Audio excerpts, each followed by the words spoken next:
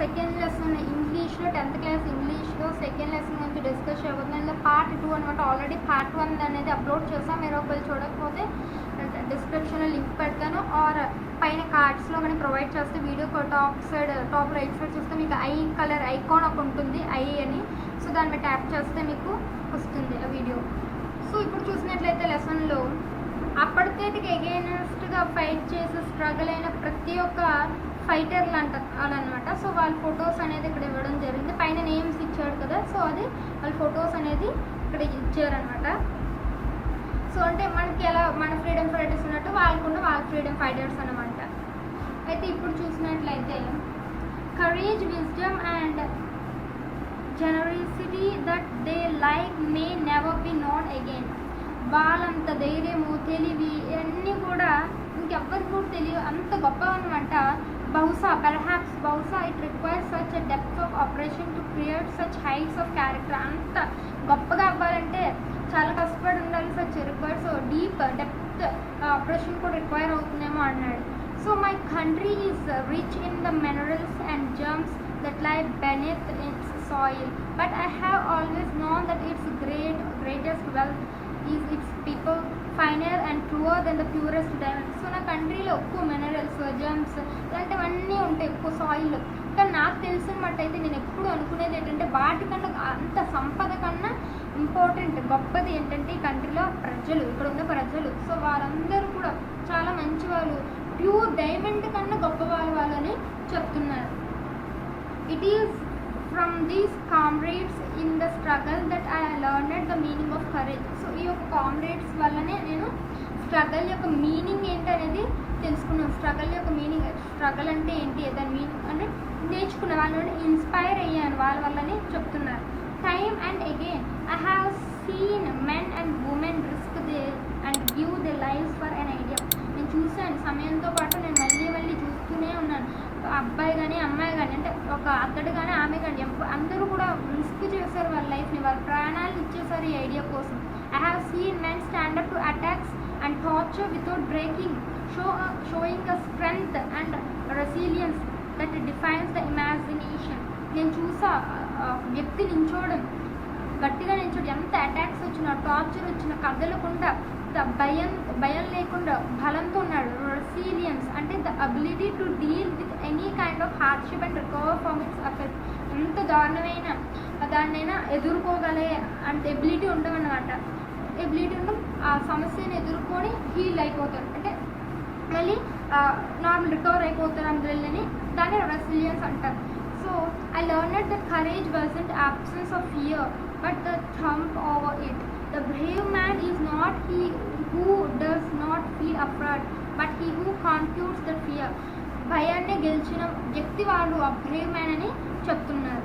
Next, no one is born hating another person because of the color of his skin or his background or his religion. So ప్రతి ఎవ్వరు కూడా పుట్టరు వాళ్ళ కలర్ని hate చేస్తూ, ద్వేషించో ఆ person ద్వేషించు. అంటే మీరు ఎవరైనా హేట్ చేయాలి, ద్వేషించాలంటే దానికోసం వాళ్ళ కలర్ని పెట్టో, స్కిన్ పెట్టో, లేదా బ్యాక్గ్రౌండ్ పెట్టో, రిలీజియన్ పెట్టో అలా ఎవరు కూడా అనుకోరు. People must learn to hate. ఎలా ద్వేషించాలో కూడా నేర్చుకోవాలి. అసలు హేట్ అంటే ఏంటి, చెడ్డవాడిని హేట్ చేయాలి. And if they can learn to hate they can be taught to love. ఒకవేళ వాళ్ళు ద్వేషించడం నేర్చుకుంటేనే ప్రేమించడం కూడా నేర్పించగలం అని చెప్తున్నారు. For love comes more naturally to the human heart than its opposite. Even in the grimmest times in prison, when my comrades and I were punished to our limits, I would see a glimmer of humanity in one of the guards, perhaps just for a second. It was enough to refuse me and keep me going. Man's goodness is a flame that can be hidden but never extinguished. So push it to our limits and push it to the last point in our ability to bear pain. పెయిన్ని మనకు వచ్చిన pain bear చేయడం, ఆ బాధనే ఓర్చుకోవడం అనమాట. So అయితే అతను ఏం చెప్తున్నాడంటే, నన్ను జైల్లో మమ్మల్ని జైల్లో పెట్టేసేటప్పుడు కూడా అలాంటి టైంలో కూడా నేను నా కామ్రేడ్స్ ఎప్పుడూ కూడా పెయిన్ని ఓర్చుకుని వాళ్ళం. అండ్ మేము చూసాం హ్యుమానిటీ అంటే ఇంకా ఆ గాడ్స్ అక్కడైతే జైల్లో గాడ్స్ ఉంటారు కదా, వాళ్ళు కూడా ఇంకా ఉంది. బహుశా ఒక 1 సెకండ్ అయినా కూడా ఉంటుంది. అది నాకు చాలు అని చెప్తున్నారు. ఇంకా ప్రజల్లో మంచితనం అనేది ఉంది, అది అందులో దాగి ఉంది కానీ పూర్తిగా పోలేదు, ఎప్పటికీ పోదు కూడా అని చెప్తున్నారు. ప్రజల్లో హ్యుమానిటీ అని ఉంది, బట్ అది లోపల హిడెనే ఉందని చెప్పారనమాట. Next wait.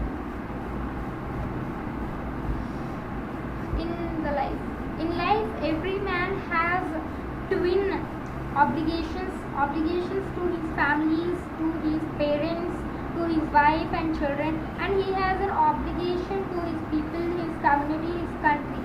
So the ప్రతి లైఫ్లో ప్రతి ఒక్క మనిషికి ట్విన్ ఆబ్లిగేషన్స్ అనేవి ఉంటాయి. వాళ్ళ ఫ్యామిలీ కోసం ఆబ్లిగేషన్స్ ఉంటాయి, పేరెంట్స్ కోసం ఉండొచ్చు, వైఫ్ కోసం, చిల్డ్రన్ కోసం, లేదా ప్రజల కోసం, వాళ్ళ కమ్యూనిటీ కోసం, వాళ్ళ కంట్రీ కోసం. In a civil and humane society, each man is able to fulfill those obligations according to his own inclinations and abilities. So సొసైటీలోకి వచ్చేసరికి ప్రతి ఒక్కరు కూడా వాళ్ళ ఆబ్లిగేషన్స్ ఫుల్ఫిల్ చేసేటట్లు ఉండాలి. According to his own inclinations అంటే న్యాచురల్ టెండెన్సీస్ ఆఫ్ బిహేవియర్, వాడి ఎబిలిటీస్, వాళ్ళ ఇంక్లినేషన్స్కి తగ్గట్టుగా దానికి తగ్గట్టుగా వాడు ఫుల్ఫిల్ చేసుకుంటూ ఉండాలి. But in a country like South Africa, but South Africa లాంటి కంట్రీలో అయితే it was almost impossible for a man of birth and colour to fulfil both those obligations. So South ఆఫ్రికాకి వచ్చేసరికి ఇక్కడ పుట్టిన మనిషికి వాడి బర్త్కి వాడి కలర్ని ఫుల్ఫిల్ చేసుకోవడం చాలా కష్టం అయ్యేదంట. In South Africa a man of colour who attempted to leave house of human being was punished and isolated. So అలాంటి కలర్లో పుట్టిన వాడికి పనిష్మెంట్ అయ్యేదంట, అది ఒక పెద్ద పనిష్మెంట్ లాగా అయ్యేదంట. In South Africa, a man who tried to fulfill his duty to his people was inevitably ripped from his family and his home and was forced to live a life apart, a twilight existence of secrecy and rebellion. So inevitable అంటే unavoidable, వాళ్ళ ప్రజల నుండి వాళ్ళని avoid చేయకపోవడం, ఇలాంటివన్నీ వాళ్ళ డ్యూటీని fulfil చేసుకోవడం try చేసేవాడు. వాళ్ళకి ఎవరి దగ్గర నుంచి అవాయిడ్ అవ్వకూడదు, వాళ్ళ ఇంట్లో ఫ్యామిలీతో కలిసి ఉండాలి అని. బట్ వాడు ఫోర్స్ అయ్యేవాడు అనమాట బ్రతకడానికి. I didn't in the beginning to choose the place by people above my family. నేను ఎప్పుడు కూడా బిగినింగ్లో ఎప్పుడు కూడా ప్లేస్ని నా ఫ్యామిలీ కన్నా పీపుల్ని చూస్ చేసుకున్నాను. But in attempting to serve my people I found that I prevented from fulfilling my obligation as a son, a brother, a father and a husband. I was not born with a hunger to be free. I was born to free and free every way I could roam.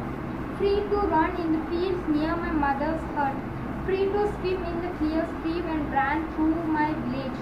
Free to roast missiles under the stars and ride the boat backs of slow moving bulls. అయితే ఇతను ఏం చెప్పారంటే అతని family కన్నా ఎక్కువ importance, పీపుల్కి ఎక్కువగా importance అనేది ఇచ్చేవారు. ఇతను ఎందుకు పుట్టాడంటే ఆకలితో ఉండడానికి ఏం పుట్టలేదు, ఫ్రీగా ఉండడానికి పుట్టాను, నేను ప్రతిదీ ఫ్రీగా ఉండడానికి పుట్టాను, స్వేచ్ఛగా పరిగెట్టడానికి పుట్టాను. పొలాల్లో మా అమ్మ హట్ దగ్గర కుటీరం దగ్గర పరిగెట్టడానికి రైట్ నాకు ఉండాలి, నేను ఫ్రీగా స్విమ్ చేయాలి, క్లియర్ స్ట్రీమ్లో స్విమ్ చేయాలి నా విలేజ్ ద్వారా అని ఇలా చెప్తూ వచ్చాను. As long as I obeyed my father and abided by the customs of my tribe, I wasn't troubled by laws of man or God. So ఇది అలా అవుతున్న కొద్దీ వాళ్ళ ఫాదర్ దగ్గరికి వస్తే కస్టమ్స్ వస్తే వాళ్ళ ట్రైబ్లో అంటే ట్రైబల్ పీపుల్ ఉంటుంది కొండవాళ్ళు. సో అక్కడికి వచ్చేసరికి ఇతను ట్రబుల్ అవ్వలేదట. లాస్ వల్ల ఒక మనిషి పుట్టించే లా వల్ల అయ్యాడో దేవుడి వల్ల అయ్యాడో తెలియదు. I was only when I began to learn that the boyhood freedom was an illusion. So ఒక బాయ్హుడ్ ఫ్రీడమ్ అనేది ఒక ఇల్యూషన్, అంటే అది రియల్ కాదు, రియల్గా అనిపిస్తుంది, అంటే ఇల్యూషన్ అంటే భ్రమ అన్నమాట. So when I discovered as a young man that my freedom had already been taken from me. So నేను అలా పెద్ద అయ్యేసరికి నాకు తెలుస్తుంది ఏంటంటే ఫ్రీడమ్ అనేది నా నుండి దోచుకోబడింది, తీసేసుకున్నారు freedom. That I began to hunger for it, దానికోసం నేను ఆకలిగా ఉన్నాను. At first as a student I wanted freedom only for myself, the transitory freedoms of being able to stay out at night, read what I pleased and go where I choose. So freedom దాంట్లో first నేను తీసుకున్న step ఏంటంటే as a స్టూడెంట్గా నాకు freedom నా కోసం మాత్రమే నాకు కావాలనిపించింది. ట్రాన్సిటరీ అంటే పర్మనెంట్ కాదన్నమాట, నాట్ పర్మనెంట్, టెంపరీ ఫ్రీడమ్ కావాలి. అంటే ఎక్కడికి నాకు నచ్చిన దానికి వెళ్ళడానికి, నాకు నచ్చింది చదవడానికి, నైట్లో గట్రా స్టే చేసుకొని చదవడానికి freedom. Has young man in Johannesburg, I earned for the basics of honorable freedoms of achieving my potential and earning my keep, of marrying and having a family, the freedom not be obstructed in lawful life. So నాకంటే ఒక family ఉండాలి, marriage చూసుకోవాలి, ఇలాంటి rights కూడా ఉండాలని అతను అనుకున్నాడట. But then I slowly saw that not only was I not free but my brothers and sisters were not free. Okay, నేను ఒక్కడిని ఫ్రీగా ఉంటే స్లోగా అతను అండర్స్టాండ్ చేసుకున్నాడు. ఒక్కడిని ఫ్రీగా ఉంటే అవ్వదు కదా, నాతో పాటు నా వాళ్ళు కూడా ఫ్రీగా, నా బ్రదర్స్ నా సిస్టర్స్ వీళ్ళు కూడా ఫ్రీగా లేరు, నేను ఒక్కడనే కదా వాళ్ళు కూడా ఫ్రీగా లేరు, వాళ్ళు ఉండాలి. I saw that it was not just my freedom that was curtailed, but the freedom of everyone who looked like I didn't. So freedom అనేది నా ఫ్రీడమ్ మాత్రమే తగ్గిపోయిందని కాదు, బట్ ఫ్రీడమ్ అనేది ప్రతి ఒక్కరి ఫ్రీడమ్ అనేది కూడా అలాగే కనిపించింది నాకున్నట్టే అని ఇదంతా అర్థమైందంట. That is when I join the African National Congress. So అప్పుడే నేను ఆఫ్రికన్ నేషనల్ కాంగ్రెస్లో జాయిన్ అయ్యాను. And that is when the hunger for my own freedom. అప్పుడు నాకు ఆకలి స్టార్ట్ అయింది. ఏ ఆకలి? ఫ్రీడమ్ కోసం ఆకలి. సో అప్పుడు పెద్ద ఆకలి అన్న పెరిగిపోయింది ఫ్రీడమ్ కోసం. హంగర్ ఫర్ ద ఫ్రీడమ్ మీద ఆకలి అంటే ఆశ, ఫ్రీడమ్ కావాలి అనేది అన్నమాట. ఆఫ్ మై పీపుల్, ప్రజల కోసం అని చెప్తున్నాను. సేవ్ నెల్సన్ మండేలా గారి image.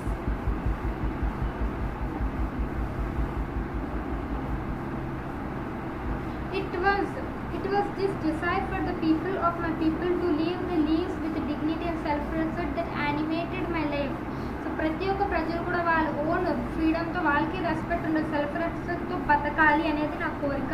That transform the fighter and young man into a bold one. So ఆ కోరిక వల్ల నాలో ట్రాన్స్ఫర్మేషన్ అయితే ఒక యంగ్ మ్యాన్ నుండి ఫైట్ చేసే ఒక ధైర్యమైన వాళ్ళలాగా. That drove a law abiding authority to become a criminal. దానివల్ల క్రిమినల్ కూడా అయ్యాను, అంటే జైల్లో పెట్టారు కదా. That turned a family loving husband in man working without home. So దానివల్ల ఒక ఫ్యామిలీ లవ్ చేసి ఒక హస్బెండ్ నుండి, ఒక మ్యాన్ నుండి, a man without the home, ఒక ఇల్లు లేకుండా ఉంటే మ్యాన్ లాగా అయ్యాను. That forced a life loving man to a life like monk. Life ఒక లవింగ్ మ్యాన్ నుండి ఒక మాంక్ లాగా అయ్యాను అని చెప్తున్నాను. And not no more ritual or self sacrificing than the next man కన్నా నేనేమీ అంత సాక్రిఫైస్ చేయలేదని చెప్పారు. But I found that I could not even enjoy the poor and limited freedom. But నేను ఒక్కటి మాత్రం చెప్పగలను, నేనైతే పూర్గా, బ్యాడ్గా, లిమిటెడ్ ఫ్రీడమ్తో ఎంజాయ్ చేయలేను. I was aloud when I knew my people were not true. Freedom is indivisible. Freedom అనేది డివిజిబుల్ అయ్యేది కాదు. The chains on any one of my people were the chains on all of them.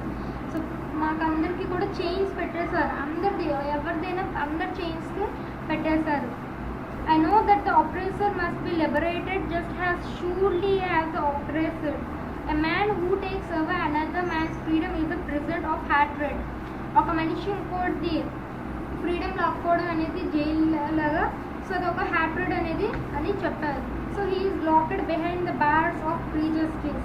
ప్రీజస్టిస్ అంటే ఒక strong dislike without any good reason లేదు. ఒక reason లేకుండా అతన్ని అందరూ ద్వేషించుకోవడం స్టార్ట్ చేశారు. And narrow mindedness. I'm not truly free. I'm taking away someone else's freedom. Just as surely I am not free when my freedom is taken from me. The oppression and the oppressor are like a robber of the humanity. So humanity అంటే దొంగతనం చేయబడింది. So ఇలా ఉండడం నాకు నచ్చదు అని ఇతను చెప్పారండి. సో ఇది ఈ యొక్క స్టోరీ అనమాట.